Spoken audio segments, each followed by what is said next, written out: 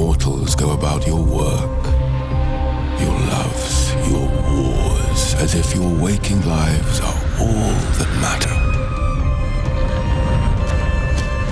But there is another life which awaits you when you close your eyes. Hello, so I am Bex with Enemy, and we are here with the creators and cast of The Sandman. For everyone who hasn't seen it yet, how would you each sum up the show?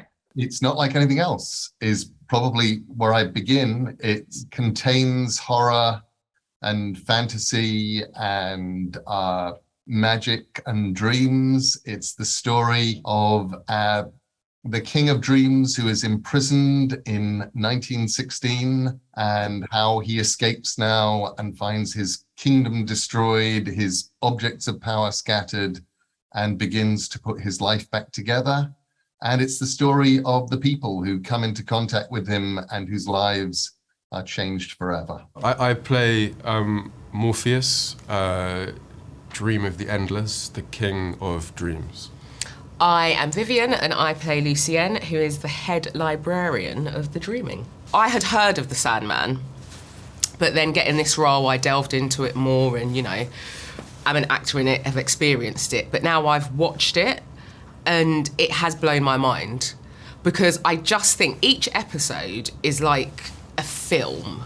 Each episode is so different, but what I love about what Neil has done with The Sandman, these comics, is that it's about the human condition, and it just makes you question so much and think about yourself and humanity and, you know, the concept of dreaming and how, you know, everyone dreams. And when we dream, it's our unconscious mind, there's no inhibitions, it's our greatest desires, our greatest fears, you know, and I just love that about it. So I'm just excited for fans and new fans to enjoy that and discover that. I think it's incredible. It's like Narnia and Middle-earth multiplied by the breadth of the universe's imagination. You get to go to hell. You get to go to a convention of serial killers. You get to watch a homicidal orgy. Like, I mean, it's so there's so much inside of it that I'm excited for people to swim amongst it. So I'm asleep right now. I'm dreaming. Yes, and I should like to know how it is you found me. I heard you talking about my brother. Is he here? So Rose Walker is an seemingly ordinary girl trying to find her brother, trying to bring back her family together.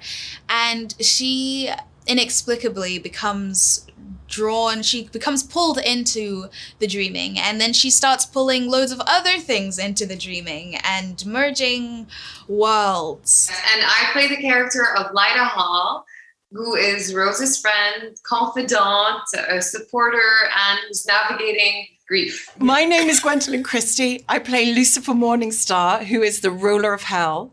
Lucifer was God's favorite and then was cast down to hell and is now in charge of the pain and suffering of everybody. I could do without dreams for a while.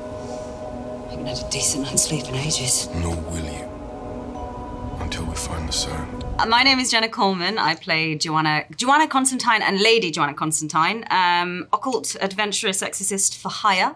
She is kind of very a tough cynic, roguish, with quite a tortured, lonely soul. I'm Kirby. I play Death of the Endless. I am a member of a extremely dysfunctional family, sister to Dream. I am a sort of guide from this life to the next, and hopefully I do my job well and it's not a terrifying experience. Sweetie. You know, eventually I have to wake up. Everything seems like it is a fantasy, but at the same time, there are a lot of human aspects to it, especially when it comes to our relationship and the warmth it brings. There's definitely our arc definitely brings a very human aspect, you know, to it. Even with, you know, all the things that are happening with the dreaming, it's still through the lens of humans. She's a nightmare? What would she want with Jed? I don't know. But I have a feeling it has something to do with you. Me?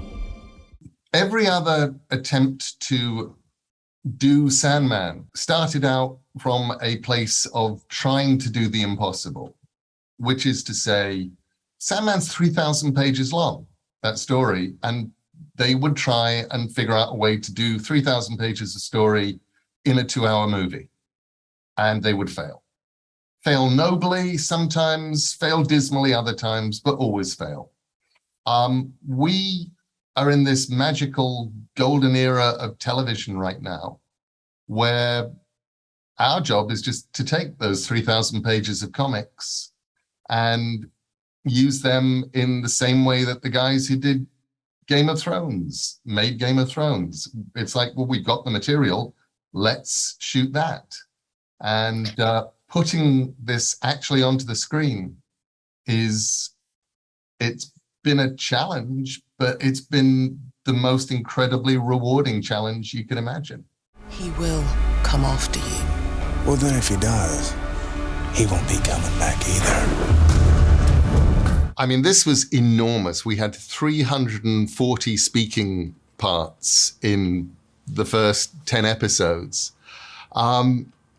What's wonderful is we get to the end of volume 2 of the original Sandman, episode 16 of the comics, which is our first 10 episodes.